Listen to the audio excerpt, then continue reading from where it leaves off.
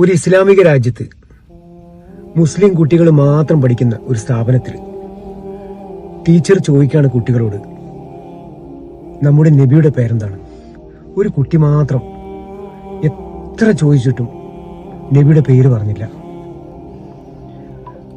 അങ്ങനെ ആ ടീച്ചർ ആ കുട്ടിയെ അടിച്ചു, എന്നിട്ടും പറഞ്ഞില്ല.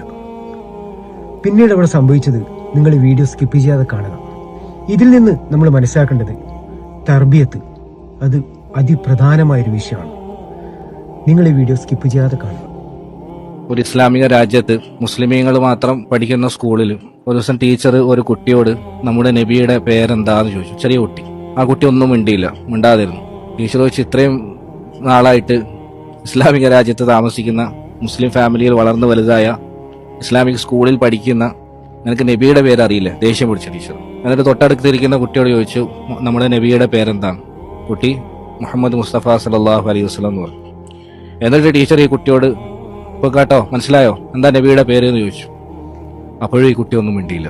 ടീച്ചറിന് വീണ്ടും ദേഷ്യം വന്നു. രണ്ടാമതൊരു കുട്ടിയോട് ചോദിച്ചു. ആ കുട്ടിയും മറുപടി പറഞ്ഞു. ഇപ്പോഴെങ്കിലും നിനക്ക് കേട്ടോ, മനസ്സിലായോ, എന്ത് ബുദ്ധിയില്ലായ്മയാണ് നിന്റേത് എന്നൊക്കെ പറഞ്ഞ് ചൂടായി.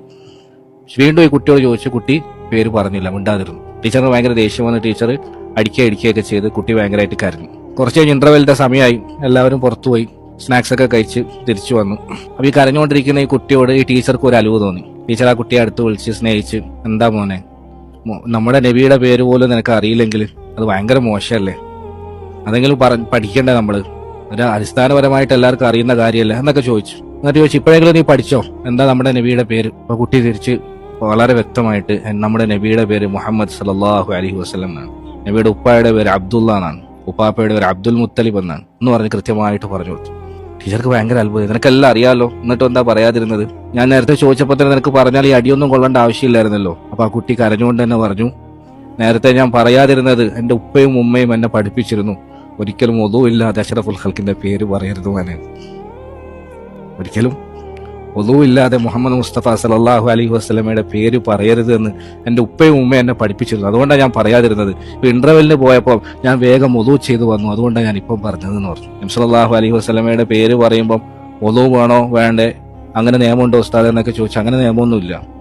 ഒതു എടുക്കണമെന്ന് നിർബന്ധമൊന്നുമില്ല, ഷർത്തൊന്നുമല്ല. അങ്ങനെ ഹദീസുണ്ടോ? ഹദീസും ഇല്ല. പക്ഷെ അവരുടെ സ്നേഹത്തിന്റെ, ഇഷ്കിന്റെ, മുഹബത്തിന്റെ ആഴം അത്രത്തോളം